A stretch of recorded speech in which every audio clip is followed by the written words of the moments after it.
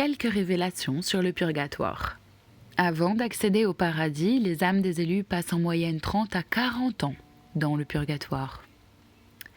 Après la mort, chaque âme subit le jugement particulier. En un instant défilent devant elle tous les détails de sa vie terrestre. À moins d'une rare préparation, et si elle est morte en amitié avec Dieu, elle se sauvera d'elle-même dans ce lieu de purification. En effet, elle ne peut accepter le face-à-face avec la majesté divine si elle n'est pas absolument pure ou purifiée. Lors du jugement particulier, certains ne voient que Saint Michel et leur ange gardien, mais c'est déjà un morceau de ciel si merveilleux. Et l'impatience de jouir enfin de la vision de Dieu et de son paradis se transforme en un véritable martyre. Il est certain que dans le purgatoire, les âmes gardent une forme humaine, et les parties du corps humain qui ont été souillées par des péchés non expiés deviennent incandescentes dans le feu de la purification. Au fur et à mesure de la purification, les âmes du purgatoire s'élèvent dans des lieux moins douloureux.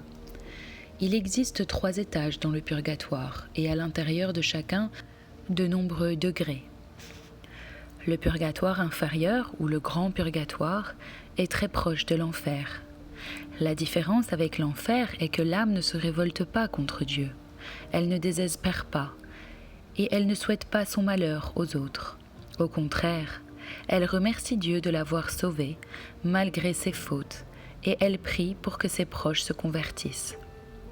Pendant cet éventuel séjour dans le grand purgatoire, les âmes des élus ne peuvent pas profiter des soulagements que leur offrent leurs parents ou leurs amis sur la terre, sauf au jour des morts, 1 fois par an, le 2 novembre.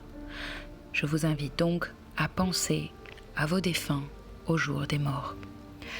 Par contre, dans le purgatoire ordinaire, les âmes profitent des rafraîchissements offerts par la terre, mais à la condition expresse que de leur vivant, elles aient été elles-mêmes charitables envers les pauvres âmes du purgatoire, car la justice l'oblige.